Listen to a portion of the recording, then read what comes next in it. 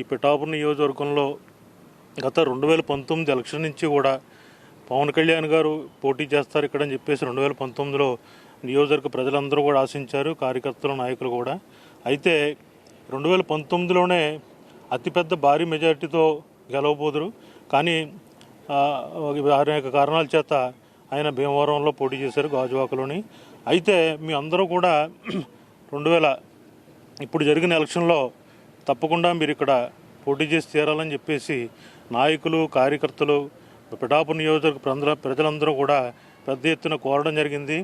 ఆయన మా అదృష్టం కొలిది ఈసారి పవన్ కళ్యాణ్ గారు ఇక్కడ పోటీ చేయడం జరిగింది.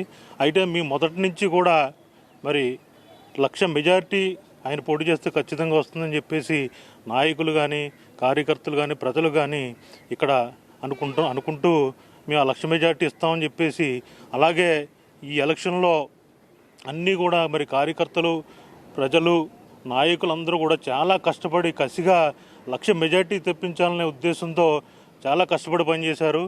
మరి పోలింగ్ జరిగిన తేదీ కార్యకర్తలు పడిన కష్టం చూస్తే మరి వాళ్ళు ఉదయం 5 గంటలకు తయారై రాత్రి 10 వరకు కూడా చాలా పోలింగ్లు జరిగినాయి. చాలా కష్టపడి వారు ఓట్లు తీసుకురావడం, రాని ఓట్లు చూసి ఇంటికెళ్ళి వాళ్ళు తీసుకొచ్చేయించడం చాలా కష్టపడి పనిచేశారు.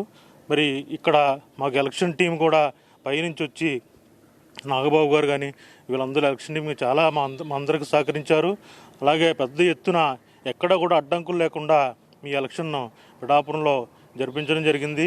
అయితే మేము ఊహించిన దానికంటే ఇప్పుడు అందరూ కూడా 60-70 వేలు ఎక్స్పెక్ట్ చేస్తున్నారు.